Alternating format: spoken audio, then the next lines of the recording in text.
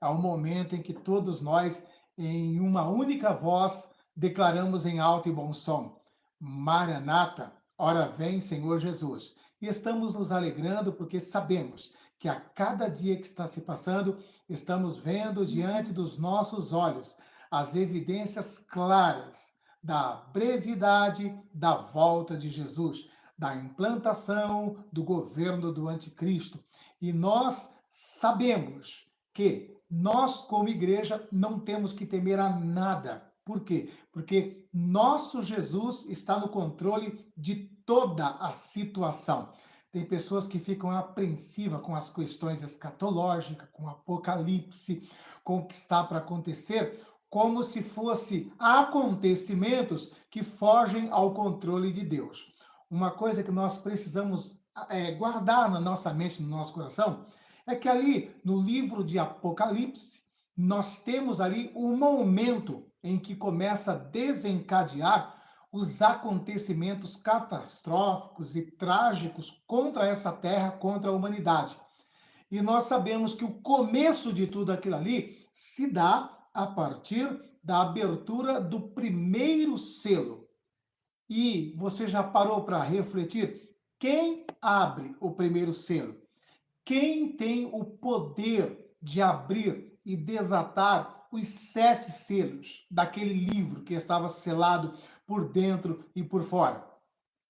Antes de João contemplar isso acontecendo lá na eternidade, João também ficou como muitas pessoas que não conhecem ainda a revelação da palavra de Deus e entrou em desespero, porque João mesmo disse que quando ele ouve lá na eternidade, em algum momento da eternidade, ele ouve uma voz bradando: quem é digno de abrir o livro e de desatar os seus 7 selos?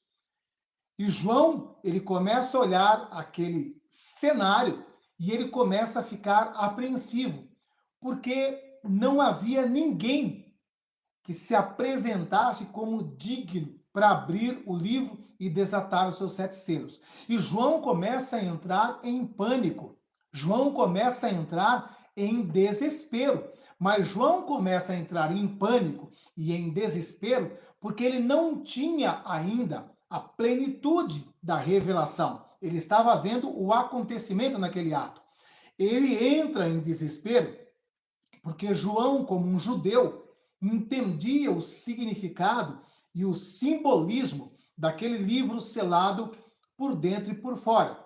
Porque conhecedor das leis judaicas, ele entendia que quando havia uma escritura, um livro lavrado em cartório, e esse livro estava lacrado por dentro e por fora, somente o parente remidor poderia abrir e desatar aquele selo para devolver ao verdadeiro proprietário, ao verdadeiro dono, aquela terra, aquele patrimônio, aquele bem. Porque isso se dava quando alguém perdia o seu patrimônio. Quando alguém perdia o seu patrimônio, não tinha mais o seu patrimônio por conta de dívidas, né? Uma pessoa perdia os seus bens, os seus patrimônios, e somente um parente próximo, um parente remidor, um parente de sangue, podia ir no cartório e resgatar aquela propriedade, tinha o poder. Nós vamos ver esse exemplo no caso de Ruth e Boaz. Boaz era o parente próximo, o parente remidor, e ele remiu a Ruth, certo? Então, a mesma coisa está acontecendo, só que agora num contexto universal. Era a própria humanidade, era o próprio mundo que estava em mãos alheias. Estava ali lavrado, né, como se fosse uma escritura de toda a humanidade e estava selado por dentro e por fora, e era necessário que se apresentasse um parente próximo para resgatar novamente aquilo. Vocês estão entendendo por que o João entrou em desespero? Ele entendia que aquilo dizia respeito à humanidade.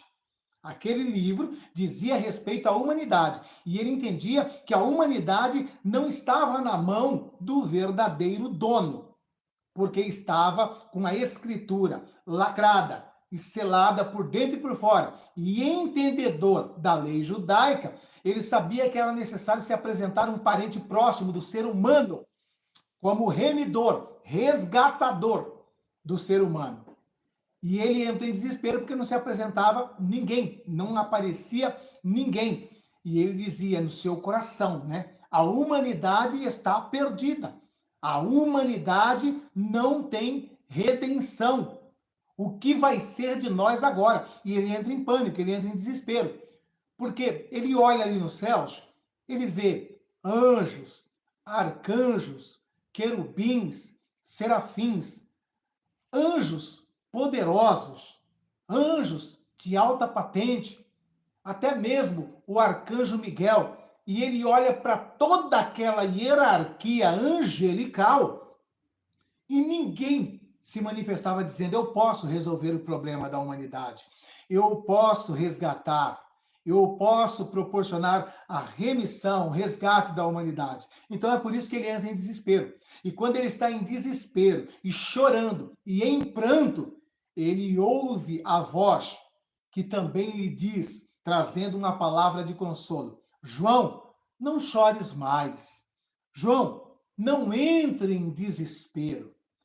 Eis aí o Cordeiro de Deus, que foi morto e com o seu sangue comprou para Deus homens e povos de todas as tribos, línguas e nações, e para o nosso Deus os constituístes, reis e sacerdotes, e eles reinarão com ele.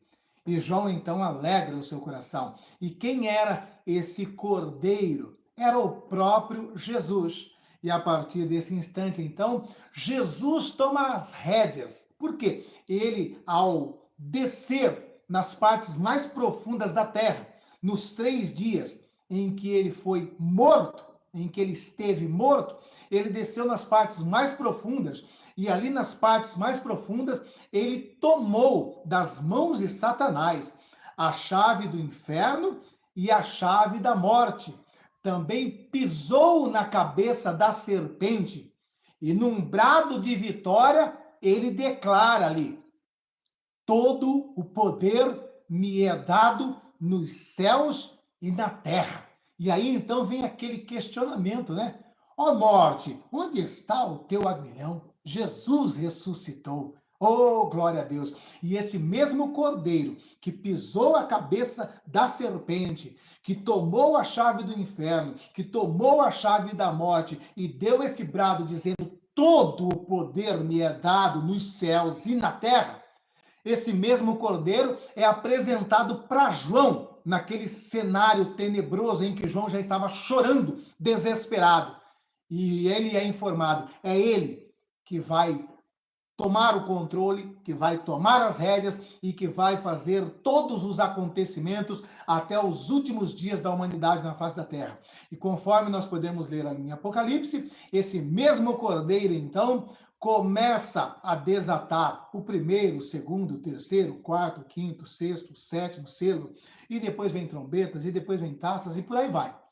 E nós sabemos, então, dessa forma, que tudo será no controle de Jesus, aquele que já venceu na cruz do Calvário. Tudo será no controle dele. Então, eu e você, por que temermos ao ouvirmos falar do Apocalipse, ao ouvirmos falar dos dias difíceis que estão para vir sobre a face da terra, ao ouvir falar das dores de parto, ao ouvir falar de guerras e rumores de guerra, do governo único do anticristo? Por que temer se sabemos que o nosso Jesus, que nos comprou com o seu sangue, está no controle de toda essa situação? Então, não temos que temer, antes, pelo contrário, é motivo de nos regozijarmos, porque sabemos que o nosso Jesus está no controle de tudo. E hoje nós vamos falar um pouco sobre o anticristo. E não obstante do anticristo ter um grande poder, é apenas um grande poder,